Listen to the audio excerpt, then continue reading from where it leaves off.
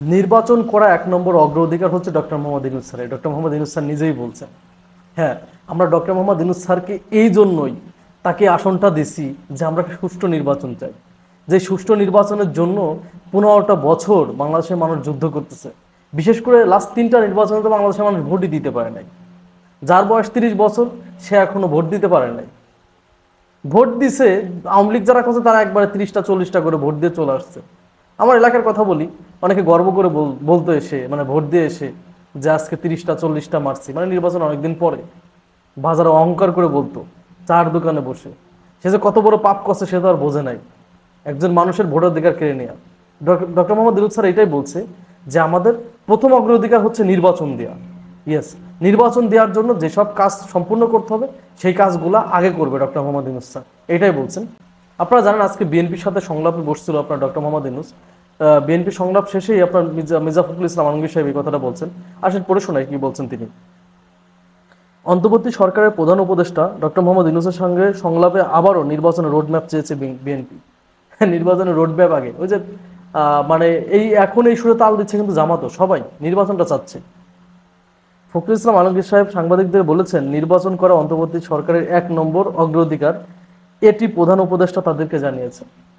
সরকারের সঙ্গে সংলাপের পর আজ শনিবার বিকাল 4টার দিকে রাষ্ট্রীয় অতিথি ভবন যমুনার সামনে অপেক্ষমান সাংবাদিকদের সঙ্গে কথা বলেন মির্জা ফখরুল ইসলাম আলমগীর। এর আগে বেলা 2:30টার দিকে এই সংলাপে অংশ নিতে যমুনায় যায় বিএনপির 6 সদস্যের প্রতিনিধি দল। সাংবাদিকদের মির্জা ফখরুল ইসলাম আলমগীর বলেন, তারা প্রধান উপদেষ্টার সঙ্গে 1 ঘন্টার সময় ধরে আলোচনা করেছেন। প্রধান আলোচনা ছিল নির্বাচন সংক্রান্ত এবং নির্বাচন ব্যবস্থা সংস্কার ও কমিশন নিয়ে। মানে প্রধান আলোচনায় ছিল, এখন তো সব দলের প্রধান আলোচনায় নির্বাচন এবং সংস্কার, এটা নিয়ে আলোচনা করছে তারা। সংলাপে আবারও নির্বাচনের রোডম্যাপের দাবি তুলে ধরার কথা উল্লেখ করেন বিএনপির মহাসচিব। তিনি বলেন, আমরা একটি রোডম্যাপ দিতে বলেছি, কবে নির্বাচন হবে সেই বিষয়ে একটা রোডম্যাপ দিতে বলেছি। এটা কথা তো সেই শেখ হাসিনার পতনের পর থেকেই বলছে তারা একটা রোডম্যাপ চায়। জাতীয় পরিচয়পত্র স্বরাষ্ট্র মন্ত্রণালয়ের হাতে দেওয়ার যে আইন করা হয়েছিল বিগত সরকারের সময়, মানে জাতীয় পরিচয়পত্র স্বরাষ্ট্র মন্ত্রণালয়ের হাতে দেওয়ার যে আইন করা হয়েছিল বিগত সরকারের সময়, সেটি বাতিল চেয়েছে বিএনপি, সেটা বাতিল করতে বলছে বিএনপি। মির্জা ফখরুল ইসলাম আলমগীর সাহেব বলেন, বিতর্কিত কোনো ব্যক্তি যাতে নির্বাচন সংস্কার কমিটিতে না থাকে সেটিও তারা চেয়েছেন। ইয়েস, কোনো বিতর্কিত ব্যক্তি এখানে থাকতে পারবে না। অ্যাটলিস্ট যাদের ধারা গত যে নির্বাচনগুলো বাংলাদেশের জনগণের ভোটাধিকার কেড়ে নেওয়া হয়েছে, যারা এটাতে ছিল, যারা সহযোগিতা করছে শেখ হাসিনাকে, এই ধরনের কোনো ব্যক্তি যেন না থাকতে পারে। তিনি আরো বলেন, ফ্যাসিবাদের সময় গঠিত সব ইউনিয়ন পরিষদ বাতিলের দাবি জানিয়েছেন তারা, একমত। এই ফ্যাসিবাদের সময় যে ইউনিয়ন গঠিত সবগুলা বাতিলের দাবি জানিয়েছে, এটার সাথে আমি একমত ভাই। এখনো তৃণমূলে কিছু কিছু জায়গাতে ভাই কিছু কিছু ইউনিয়নের চেয়ারম্যান ভাই বঙ্গবন্ধু শেখ মুজিবুর রহমানের দায়িত্ব পালন করতেছে, মুজিব সাহেবের দায়িত্ব পালন করছে এখনো, আজকের দিনেও সে চেয়ারম্যান, তার দাপটে চলবে সবকিছু।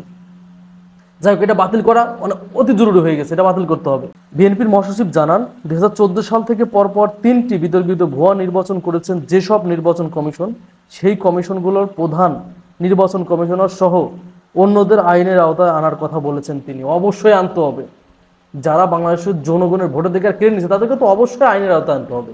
এখানে তো কোনো ছাড় দেওয়া চলবে না। তারা কেন করলো, তারা এটা কেন করলো? এই স্বৈরাচারী ফ্যাসিবাদী হাসিনাকে অবৈধভাবে ক্ষমতায় বসানোর জন্য তারাই তো হেল্প করছে, তাদেরকে অবভিয়াসলি বিচারের আওতায় আনতে হবে। সাবেক বিচারপতি খায়রুল হককে আইনের আওতায় আনার দাবি জানিয়েছে বিএনপি। মির্জা ফখরুল ইসলাম আলমগীর সাহেব বলেন, আমরা মনে করি বিচারপতি খায়রুল হক নির্বাচন ব্যবস্থাকে ধ্বংস করার মূল হোতা। ইয়েস, এনাকে অবশ্যই আইনের আওতায় আনতে হবে, কারণ তত্ত্বাবধায়ক সরকার ব্যবস্থা বাতিলের রায় দিয়ে এই বিচারপতি নির্বাচন ব্যবস্থাকে ধ্বংসের মূল ভূমিকা পালন করেছেন। তার বিরুদ্ধে আইনগত ব্যবস্থা নেওয়ার কথা বলেছেন। রাষ্ট্রদ্রোহের অপরাধে অবশ্যই তাকে রাষ্ট্রদ্রোহের অপরাধে তাদেরকে অবশ্যই বিচারের আওতায় আনতে হবে। যাই হোক, এখানে আরো অনেক কথা বলছেন যে ফ্যাসিস্ট সরকারের আমলে যারা মানে হেল্প করে, যেমন ডিসি থেকে শুরু করে ওসি, এদেরকে সরাইতে বলছে।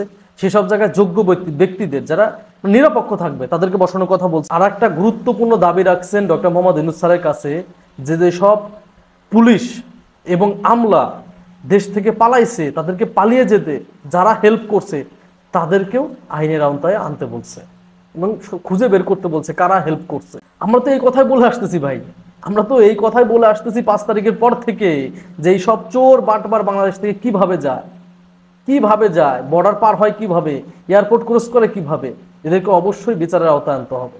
যাই হোক, আমরা আশা রাখি আমরা এটা আশা করতে পারি ডক্টর মোহাম্মদ ইউনূস স্যার অতি দ্রুতই বাংলাদেশের জনগণকে একটা সুন্দর একটা নির্বাচন দিবেন, যে নির্বাচনের মাধ্যমে জনগণ নির্বাচিত করবে যে আগামী রাষ্ট্রকে পরিচালনা করবে।